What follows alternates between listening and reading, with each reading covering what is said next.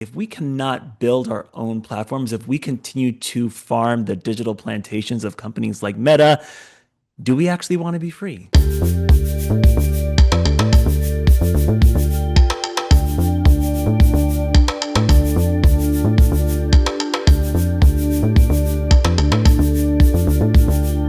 Everyone keeps telling me that Threads is the new Black Twitter, and it's starting to make me a little mad. We know that Meta is not the most trustworthy corporation. There's story after story after story about how they regulate and run these platforms that is a little upsetting. This is the company that has created a black AI using black data that mimics black voice and black culture. This is a company that has very few black workers and has fired many of the other workers.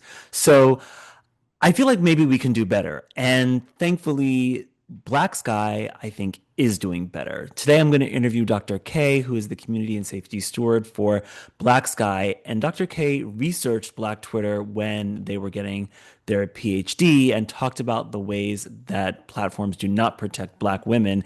Now, with Blacksky, they have created their own social media platform and ways for people to create their own social media platforms, have their own moderation protocols, their own modes of safety and protection, their own feeds, their own algorithms, their own processes for governing themselves. And it just makes me think, if we cannot build our own platforms, if we continue to farm the digital plantations of companies like Meta, do we actually want to be free? Let's talk to Dr. K about their research into misogynoir online and what Blacksky is doing to make our social media spaces better. Hello, my name is AJ Escuffrey, and we are here with Dr. K, the Community Safety and Support Steward for Blacksky Algorithms, talking about how we as a Black community can take control of our social media and maybe have community run social media, maybe. Dr. K is both a researcher, PhD, but also works with community in Blacksky to make online spaces safe for all. So we're going to talk about how to do that. Hi, Dr. K. Thanks for joining me. Thanks for having me. I'm so excited. I'm excited to talk to you too. I first want to get into your research a little bit. Can you talk about your research into online misogynoir, maybe define that term for folks, Yeah. and tell us what attracted you to that line of study? Yeah, so misogynoir is a term that was coined by Dr. Moya Bailey in 2008. It is the anti-Black racism and sexism that Black women, non-binary, and gender expansive people experience. Mainly, she talks about it showing up in US digital and visual culture, but because I'm looking at digital misogynoir, how that shows up in the digital space, I think about it in the entire diaspora. And that is because the internet can be, accessed anywhere in these types of communities. So what brought me to this particular research is in 2000, I want to say 14, 15, I had a pretty large following on Twitter. I've always had like pretty large followings on social media, but I hadn't really experienced like a lot of harassment. But I experienced a level of trolling I had never had happen to me before because of some comments I made about basically misogynoir on a podcast. And it really resulted into a level of digital violence that I was not used to. So for me, in that current moment, I was in my master's program. I just like deleted my Twitter account, but then I was like, I think I need to look deeper into this. So I reactivated it. And that's when I began looking at how this was impacting other folks. I was looking at what I was seeing online in general with folks like Feminista Jones and Mickey Kendall. And I also was very, very interested in the ways in which the everyday person was dealing with it, because when I came across the incident with Leslie Jones in 2016, when she was doing the Ghostbusters rollout, the level of harm she experienced on Twitter from well-known troll and all of his, friends shocked me because she was a celebrity. So for me, it just kind of reinforced this idea of like, this is harm is happening to all types of Black women in films. And yeah, so for the past, 12 years now, I've been like really researching it. I did my entire thesis on Leslie Jones, and I did a focus group in the Washington, D.C. area.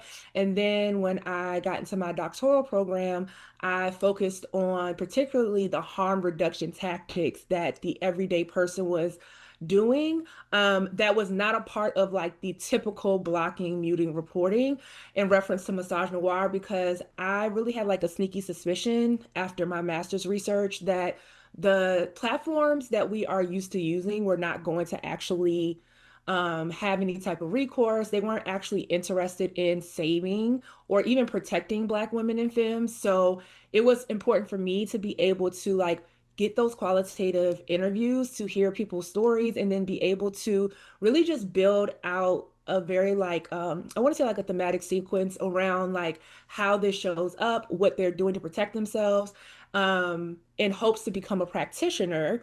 And I continue to like teach on this stuff. I did a couple of fellowships and I just did a lot of work because for those that don't know, um, Moya Bailey is like the main person that a lot of people go to for Massage Noir, and there wasn't at that time a lot of scholarship around Massage Noir, especially in the digital space. So that is kind of where I inserted myself into the research, and I have really been like tethered to getting to the bottom of the harm and just trying to figure out like how we can mitigate it and also how can we use the clapback, which I talk about in my research, as a form of resistance when we are experiencing digital massage noir or witnessing it. Yeah, I think it's so critical to center Black women in conversations around online safety because I do feel like a lot of the studies of online harm really say that there's a racial component, there's a gender component. Those are kind of two dominant forces, and Black women bear the brunt of that and the intersections and the complex ways that that morphs into all kinds of harm, right? And so when you center Black women, you actually, I think, make the internet safer for most other people. It seems to me anyway. And I love how you were like, this is a theory developed by the great Moya, love Moya, but let's see it in practice, right? Like, or how do we actually make this happen? Which I love because most researchers, we just sit here and we do this, and Yeah. then we're like, well, I guess there's nothing that can be done. And you're like, Yeah. that's not good enough, right? Like No. we actually Mm-mm. do need to make safe, online spaces. And you're doing that now with Black Sky. How did you get into the practice part of this? Yes, so I have been teaching as an adjunct for like 12 years. I was the digital director for Me Too International. I did a lot of comms work and a lot of like crisis communications for a lot of Black women, like activists and like small Black owned businesses in DC. So I freelanced a lot. And one of the things, like when I was finishing up my doc program, I was very clear, like, I am deleting my Twitter, y'all. Like, I have done all the work that I could. I have gotten, the interviews. I have, done the workshops, the things. I wrote the papers. I did the conferences. I was like, but like this is not, I don't want to be here anymore. I want to expand. And also I knew that I didn't want to be a full-time academic on the tenure track because I was also working at Me Too at the time. But when I was leaving Twitter, I had a good friend who was talking about Blacksky like on Twitter, and I was like, "What's that?" So she was talking about it being on Blue Sky, and I had heard about Blue Sky. I think I made an account when they had the invites, but I wasn't really like impressed with like the layout. I like aesthetics, so I was like, "This isn't cute enough for me to use." So didn't do it, but I was like, you know what? Let me see. Immediately I got on there. The first thing I did was like start adding myself to different starter packs to connect with folks that I knew on Twitter and Instagram. And then I saw something about a Black Sky feed. So I went to the feed and then I saw something about moderation. And I immediately like went to like down a rabbit hole of like, what is this? And then I found Rudy. And I'm a shoot my shot type of person. Like I'm going to like jump in the DMs. I'm going to say, can I set up a meeting with you? And I literally was like, hey, I study digital massage noir and I need to talk to you about this moderation because this particular type of moderation has never been done before. And I was like, who's running this and how are you doing this? Because I didn't understand like decentralized social media. So that's how I got introduced to Black Sky. I tried to be a volunteer, took him to moderate. And like the first call, Rudy was like, So we actually like give a stipend to our volunteers. I was like, no, no, no. I was like, I'm a researcher. Like, I just really want to, be behind the scenes and do the content moderation and like actually be able to see like the things that I'm writing about, like the back end of it. And Rudy wasn't having it.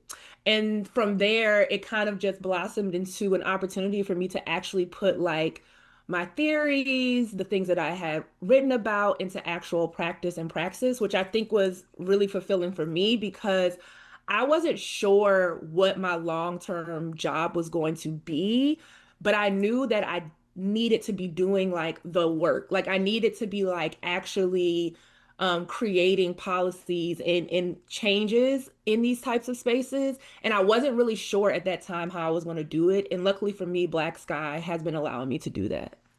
So how do you do it? I think like a lot of people think that social media is just toxic, it's going to be toxic, there's nothing we can do, and you're out here actually putting into practice like principles of care and restoration. So what does that look like?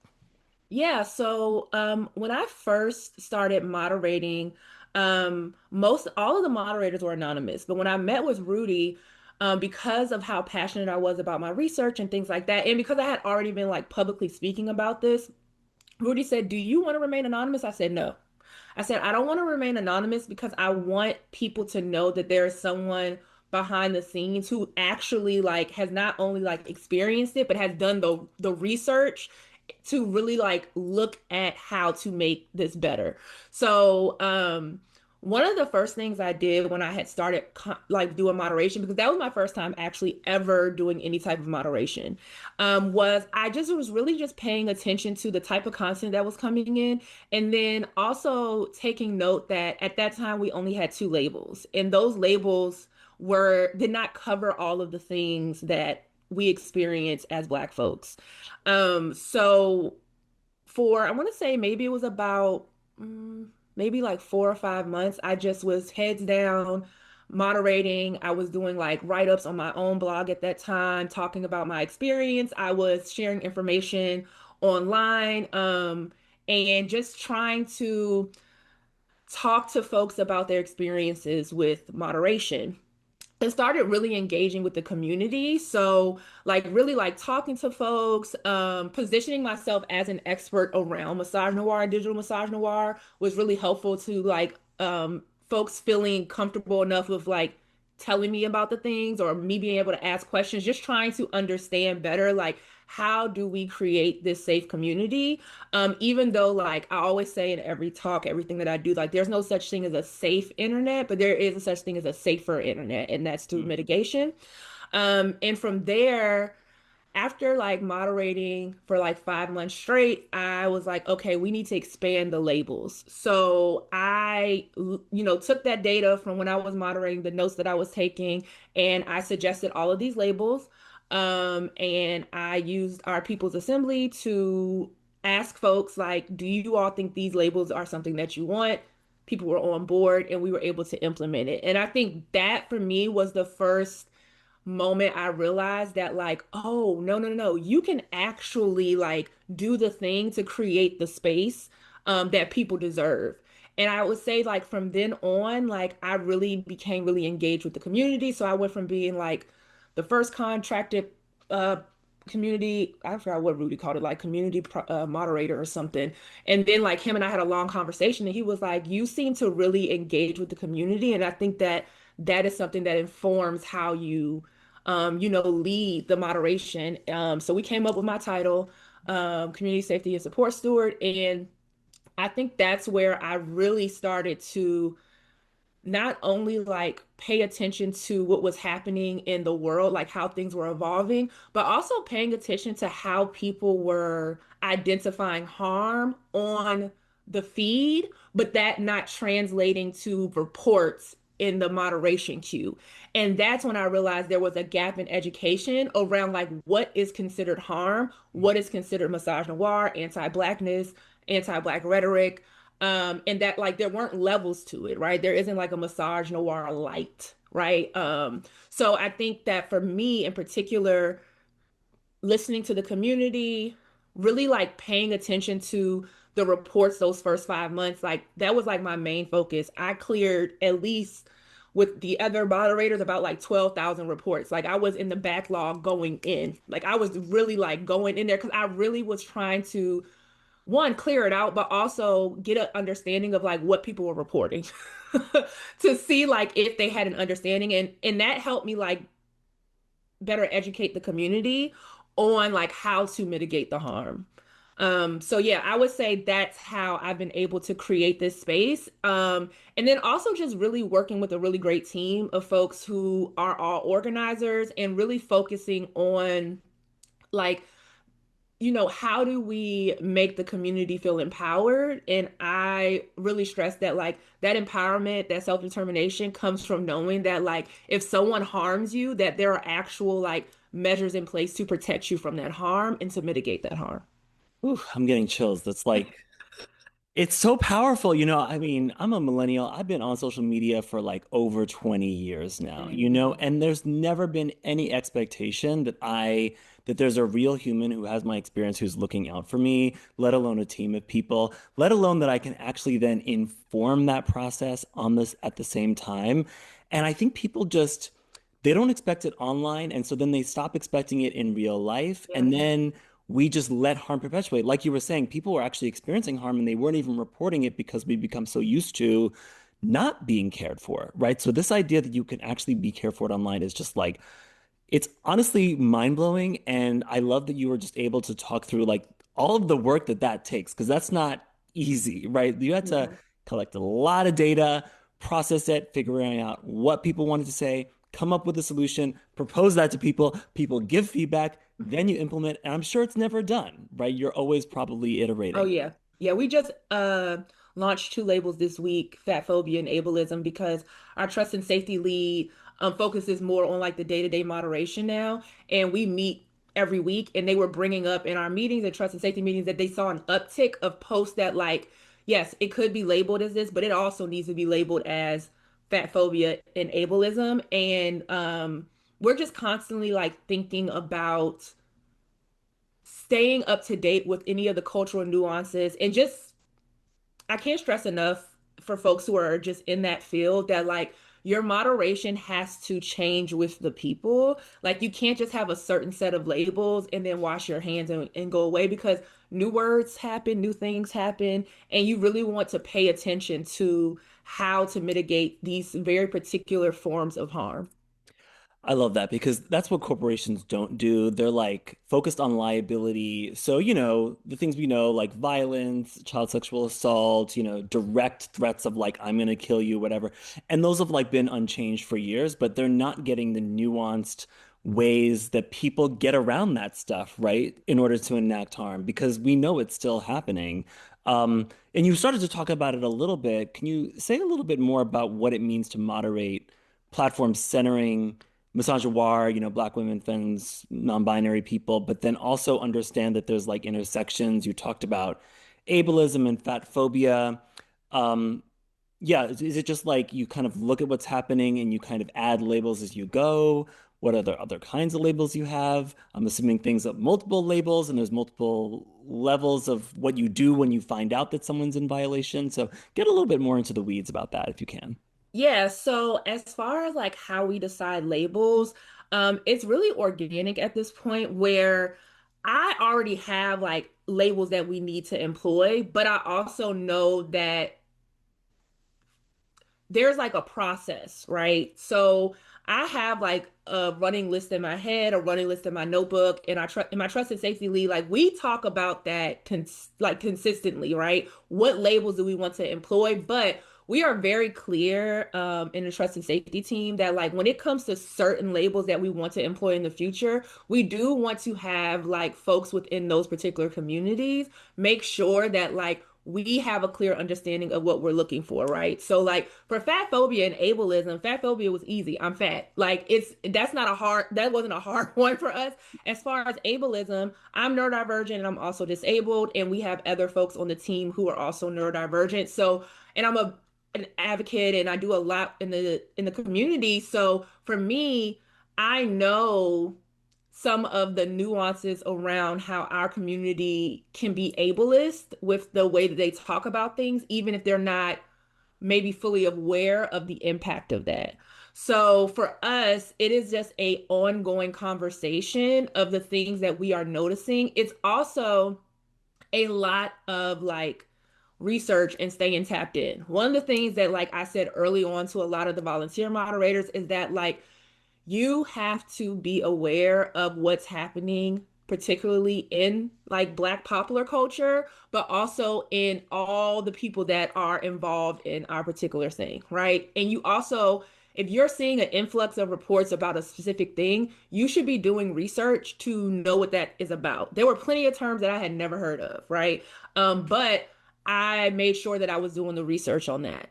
So I would say that like that's how we get to the point of creating the new labels, is like having conversations, doing the research, and then also considering how to deploy the label in a way that is intentional and not harmful. And providing education as we are, deploying these particular things, and as we are letting folks know that these particular labels are being enforced. I would also say that because anti-blackness can show up in so many different ways in particular, one of the labels that came out of a conversation that someone was having around like online about this was like during maybe like when people were talking about voting. I can't remember, but the person had made like the very generalized statement about like Black people and voting and stuff like that. It was a Black person. And we had a long conversation in our like moderator like chat, because if we come across a ticket or a report and like someone is like, I don't really know how to label that, like we bring that to the group and we have a full discussion and we make a decision from there. So that was broad, and we were, discussing that. And it was a very intense conversation around what is considered anti-Black and what is considered internalized anti-Blackness. And because of the research that I've done in particular, and being kind of just like a resident researcher on the team, I had to make sure that whatever I was saying to the other moderators, like that I was able to provide like accessible information to better explain like why this particular thing is considered anti-Black rhetoric, and how do we label stuff like this moving forward. And then also, what could the potential backlash be? Because I don't think a lot of people think about that, is that like because the other moderators are anonymous, like no one is like coming to find them, but they will have like general grievances about moderation decisions, which can be appealed, right? And we can investigate that. But I do think that when we were considering like the anti-Black rhetoric and like white supremacy label that we added, we had to have a very long conversation within the moderation team about like what can anti-Black rhetoric look like, and how can it also be something that is being spewed by Black people. Yeah. I mean, let's speak on it. It's complicated. It is Like, very. we are often really horrible to ourselves, right? I Mhm. mean, harm goes all the ways. And I just love you talking about the complexities and again, the care. And really, when we talk about care, we're talking about consideration, thought, time spent into what is fair, what is harmful, what can we allow, what can't we allow, and then we don't have time to get into it now, but there's a whole other process about, like you said, like appeals, and are Mhm. people kicked off the feed, can they still see the feed? There's all this flexibility about how we hold people accountable to what they say as well. Yeah. That I know is a whole other part of your job. We don't have time to get into that, but just know, if you're listening, that that is also thought through and continually evolving Yeah. within Blacksky as well. But I want to make sure we get to where Blacksky is going, because you are now involved in supporting Blacksky algorithms and really trying to create ways for people to create their own Black skies, and have their own communities. And they can rely on Blacksky moderation, or if they need more, they can get more. Um, so you're also building this really cool like data set and also algorithm, like it's like a healing algorithm almost, that then other communities can kind of jump into Mhm. and then spring off from. So can you tell me about this new product that you're launching and why it Yeah. matters? Yeah, so we are launching Acorn, and What's really funny is that Acorn started off as a build for a moderation for us to use, because we were having our own like gripes about like what we were, using that was provided through the protocol. And we had like a long list of things that we want to change. And it didn't seem as if like those were considered or a priority at that time. So our amazing developer Rishi started building it out just so we could be able to moderate better. But as we kept like talking and thinking about it, Rishi was like, wait, we can build out Acorn to allow people to build up their own communities. Because one of the things that like Rudy talks about a lot is like we give all this stuff away, like all the code and stuff away for free, because we want you to be able to create your own. But we also realize that creating a basically like a space for folks to not have to be techie, right? To spin up their own communities, to have their own feeds, to have their own moderation, is really helpful for them to be able to, have, like you said, essentially like their own small community on the internet that they can control, which I think is important. I think the agency that it gives folks, I think that it really allows them to like put our practice of self-governance into play. And it also really just encourages people to have their own self-efficacy around like things that believing that they can do the thing, regardless of not knowing maybe like how to build the thing. So particularly with Acorn, we have a wait list right now y'all can sign up for, is that we are inviting communities to sign up for the wait list. And most of our communities that we are seeking are starting, with about 100 members or so. And they are getting a custom client app. So it will look like our app, but it will be in their own colorway. Will have their logos, right? They have the option to have their own custom feeds. They can give like different admin privileges to folks. And what's really great about it is that a lot of the communities that we now have on Acorn, especially those that were already in the protocol, they already had their moderation labeler, right? They just were maybe like, tussling with the other the other platform to use it, or they just needed something that was easy to use, and that they could customize in real time. And Acorn allows you to do that. So if you already have your own labeler system, like you can, create on Acorn to hook it up and you can moderate through that way as well. I think another thing that's really important to say about Acorn is that the purpose of people being able to foster their own communities is so that they can set their own rules, right? So we have our own community guidelines that are actually created by the community. Like we did it through our People's Assembly, and we crafted the guidelines based on those results. And we will be doing that every year, to update them.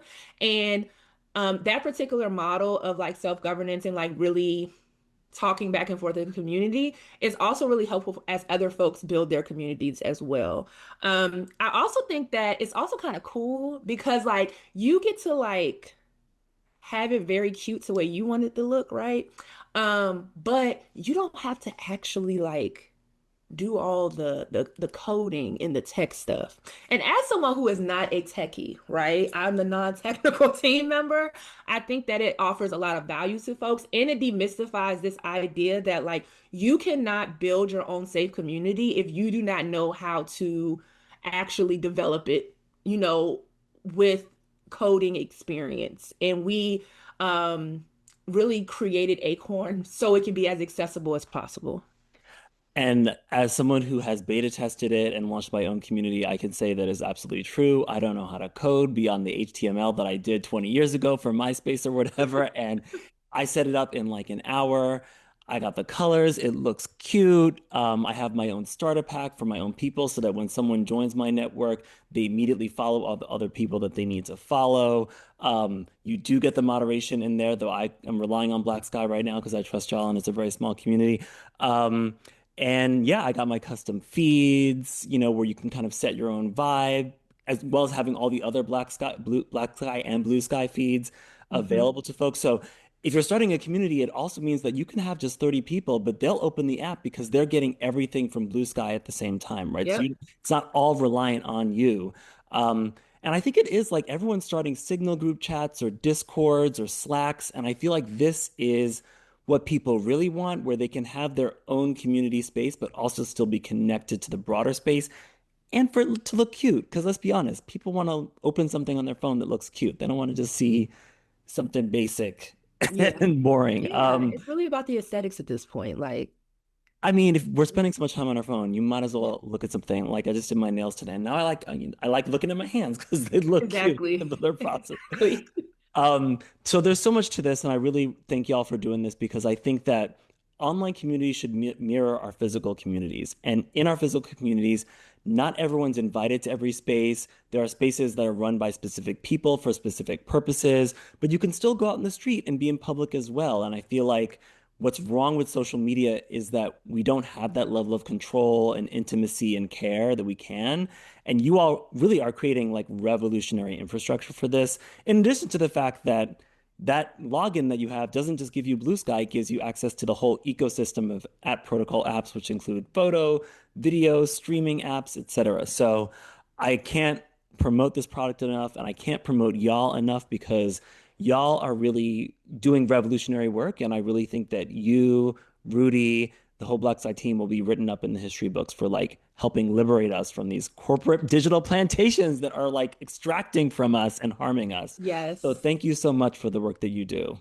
Thank you for having me. And I do want to add one cool thing about Acorn that slipped my mind is that, and AJ is doing this with their community, is that you can have your own server, right? So you can exist on your own server, which also means that there are options for you to have your own handles. So we have another group, Med Sky and Latin Sky slash Afro Latin Sky, and they have their own handle, which I love because I think that it really like colors the like protocol in my opinion to see all of these like different communities have their special handles and like kind of like represent your clique. So I thoroughly am excited about what's to come with Acorn, and I'm really looking forward to seeing how folks use Acorn to really not only like build community but also like organize on the ground with their communities, and also like convince people who are anti-social media to join their community on Black Sky. I love it. Yeah, thank you for bringing up the server thing. It's so important because it solves so many issues at once. Mamdani just joined Blue Sky, and his is like at nyc.gov, so you know that that's an official NYC Mhm. official. I can imagine solving the problem of online misinformation where if you're a medical researcher at a university, you're logging in at duke.edu or northwesternhospital.edu or whatever. So people, when they see your tweet, they're like, oh, you're actually a physician, right? Or thinking about science communities and having the handle of their professional association, whether it's like cardiology or Mhm. physics. And so when you're seeing something about physics, you're like, oh, you're actually a physicist, right? There's Yeah. so many uses for this that I think solve so many problems with social media. So I really think people need to get on this. It's affordable, it's fast, it's easy, it's fun, and I think we just need to start the movement. It's a movement and it starts now. We are breaking free from corporate social media. Yes, we are. And I think that what I always stress to people who are like, oh, I don't know if I want to do another social media platform. I'm just like, I promise you that the experience is going to be very different than what you've had before. And also, like, I can prove, like, not only by just like being a witness, but like I can actually like show y'all the research if y'all need to, that like it's actually working. Like it's the seeing the ways in which people are rallying together on Black Sky when someone is doing something egregious or when something comes up in the news or when someone needs, mutual aid or any types of protection, just really affirms me, and also I think confirms that the work that Black Sky is doing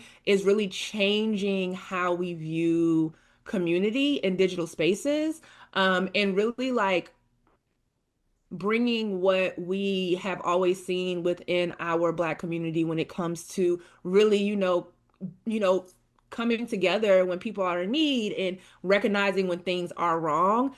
Now we can actually see that happening in a digital space, which I don't think that we've ever, you know, been been allowed to do. And I think that because like we have the permission, we make the rules, it just makes the experience more worthwhile. And it also just really forces you to imagine more and ideate more and dream about like what the space can become and how your experience online can be. Yeah, it's about taking that agency, and I love how you were like the way you sell it is you can have more control. And I say because of that, the way I sell it is this can be the last platform you join because that one login gets you access to that ecosystems of apps. If you don't like how the platform is run, just use Acorn, create your own space, your own rules. The people who agree with you will migrate you. The people who don't agree with you can still follow you and Yeah, still follow your new feed and the old feed if they still like the old one. So it's really takes away that scarcity mindset. Think about all the reasons you left a platform. All of those things can be you can be in control with Blacksky and Acorn.